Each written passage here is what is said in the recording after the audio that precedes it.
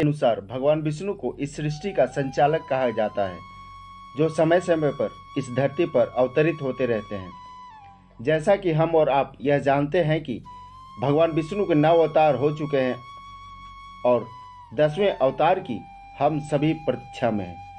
आज के इस वीडियो में जया किशोरी जी के उस सेंटेंस को बताऊंगा जो उन्होंने कलयुग की आयु को लेकर कहा है और इस कलयुग का अंत कब होगा ये भी उन्होंने बताया है।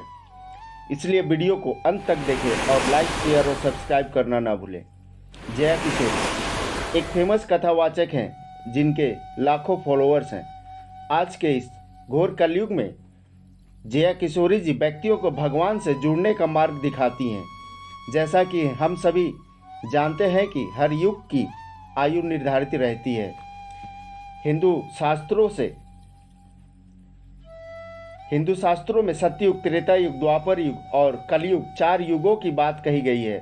हम सभी बचपन से अपने बड़े बुजुर्गों से हर युग की अनेक कहानियां सुनते आए हैं। जैसे सतयुग की आयु 17,28,000 वर्ष था। इस युग में भी भगवान ने मत्स्य, वराह, नरसिंह जैसे अवतार लिए और उसके बाद सतयुग का अंत हुआ। दूसरा है त्रेता युग, जिसकी आयु 12,96,000 वर्ष की बताई गई है। इस युग में भी भगवान ने राम एवं वामन जैसे अवतार लिए। समय के साथ त्रेता युग का भी अंत हुआ। तीसरा है द्वापर युग। इसकी आयु करीब 8,64,000 वर्ष थी। इस युग में भगवान कृष्ण का अवतार हुआ था। निर्धारित आयु के साथ इस युग का भी अंत हो गया। अब बारी आती है कलयुग की। शास्त्रों के अनुसार कलयुग की आयु 4,32,000 वर्ष बताया गया है और इस युग में भगवान विष्णु के 10वें अवतार कल्कि को कलयुग का अंत करके एक नए युग की शुरुआत करनी है। पुनः धर्म की स्थापना करनी है। कलयुग का अंत कब होगा, इसमें काफ़ी मतभेद है। हालांकि जया किशोरी जी ने शास्त्र में दी हुई आयु के हिसाब से उन्होंने कलयुग को एक छोटा सा बच्चा कहा है जो अपने पैरों पर ठीक से खड़ा भी नहीं हुआ है।